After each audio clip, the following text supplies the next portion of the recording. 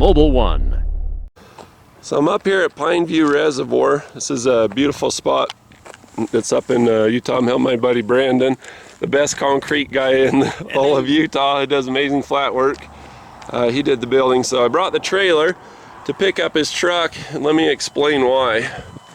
When you go to start this truck, it does this. You see what I'm working with? Now if you go to we're just going to do the fuse one quick, all in one cut, so you can tell this is a legit thing. So we've got a relay with a little test switch in there. You can buy a kit, I'll leave a link in the description. You just got to get right back off of it because you don't want to run a starter system for more than 5 seconds at a time. Isn't that slick?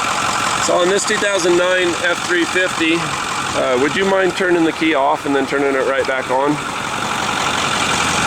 So on the F350, the relay for this is the one back. You've got a fuse that's third one back, and you've got a relay that's one back. So here is a fuse that's a short one, and then here. So your keys in the on position, dash lights are on. Yep. So we're going to show you another way that you can test it and start it using a power probe.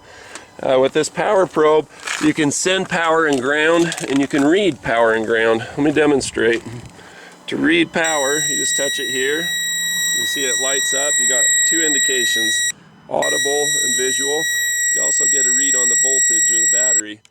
Pretty handy. This is a Power Probe 3. You got negative, you got tone. If you don't like that, you can rely on just that little green light there, or just the little red light on the other side.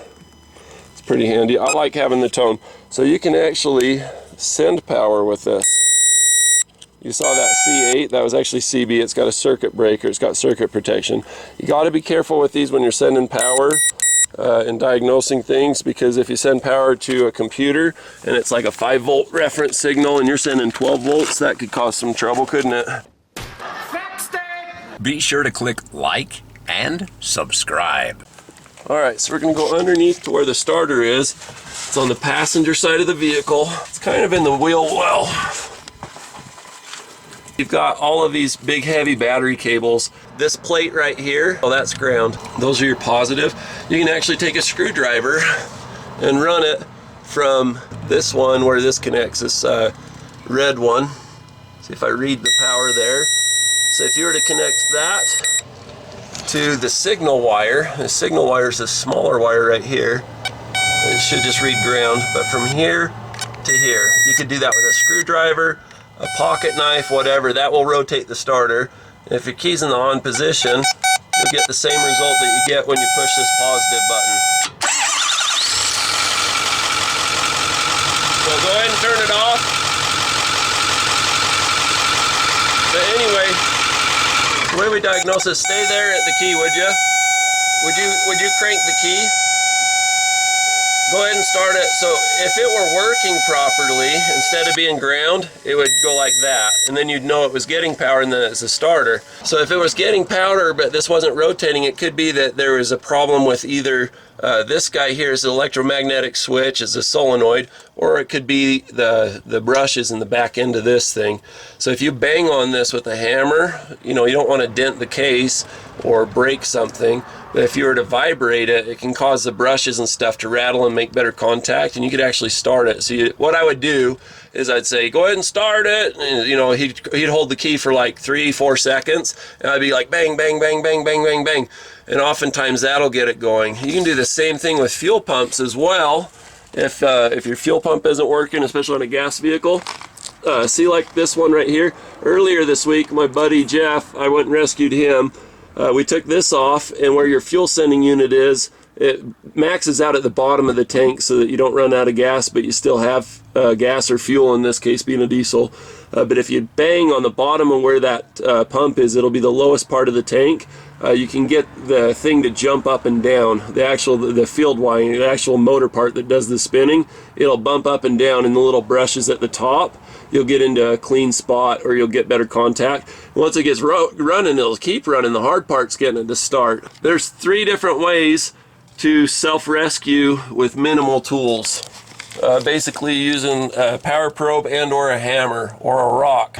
You can get to this starter with a rock. You can get your whole hand and your fist in there. If it was a starter that was bad, you could bang on it and get it going again.